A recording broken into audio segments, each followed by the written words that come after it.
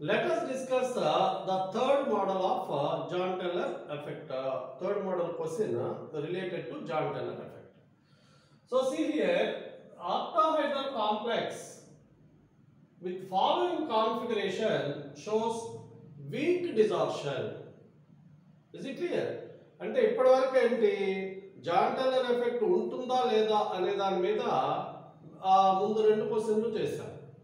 ఈ క్వశ్చన్ ఏంటి, weak strong, Jahn Teller effect weak గా ఉందా లేదా స్ట్రాంగ్ గా ఉందా, డిజార్షన్ వీక్ గా ఉందా లేదా స్ట్రాంగ్ గా ఉందా అనేది ఈ క్వశ్చన్ లో చూస్తాం.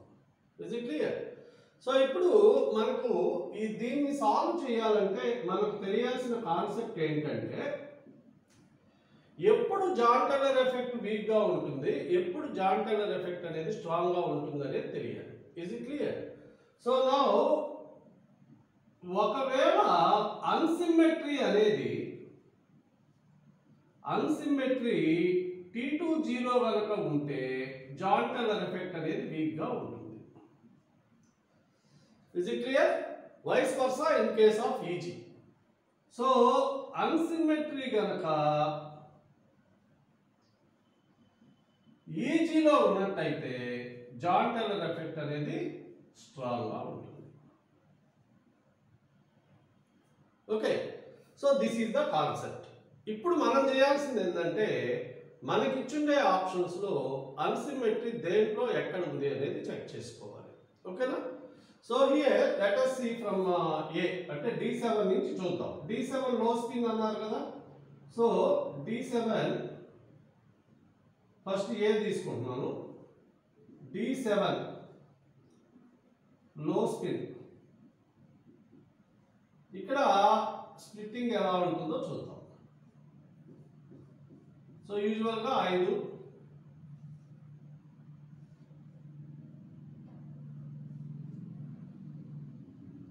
Easy orbitals, T2G orbitals. ఓకేనా? సో ఇప్పుడు చూద్దాం. సో ఇయర్ D7 లో స్పిన్, సో 6 ఎలక్ట్రాన్స్ T2G లో ఉంటాయి, EG లో 1 ఎలక్ట్రాన్ ఉంటుంది, T2G. అన్సిమెట్రీ అనేది T2G లో ఉంటుంది. అంటే D7 లో అన్సిమెట్రీ మనకి ఎక్కడ కనిపిస్తుంది? EG లో కనిపిస్తుంది. కాబట్టి this exhibit strong distortion. So this is wrong option.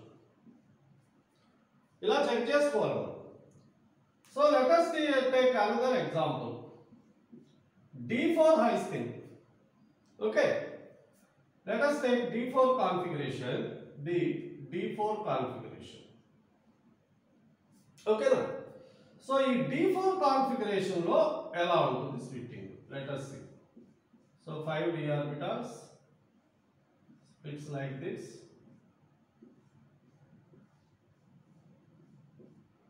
EG, T2G. So 4 electrons like this. So ఇక్కడ కూడా అన్సిమెట్రీ ఎక్కడ ఉంది? EG లో ఉంది. అన్సిమెట్రీ ఈజ్ ఇన్ EG, కాబట్టి ఇది కూడా స్ట్రాంగ్. ఓకేనా? So this is also wrong option. వాళ్ళు అడిగింది వీక్ కదా. నెక్స్ట్ ఆటోమేటిక్ గా D6 అనేది కరెక్ట్ అయిపోతుంది, కానీ ఒకసారి చెక్ చేద్దాం మనం. D6 లో కూడా ఏంటి? D6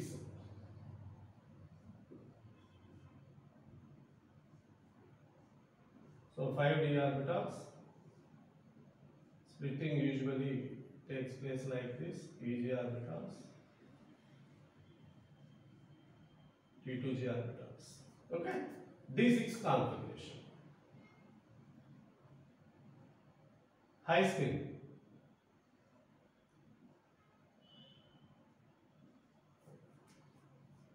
సో D6 కాన్ఫిగరేషన్ లో సిచ్యువేషన్ వచ్చేసి ఇలా ఉంటుంది.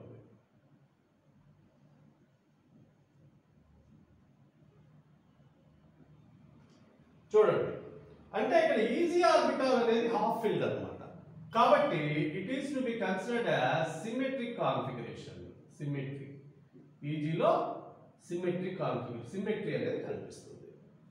T2Gలో అన్సిమెట్రీ కనిపిస్తుంది. అన్సిమెట్రీ, T2Gలో అన్సిమెట్రీ అనేది కనిపిస్తుంది.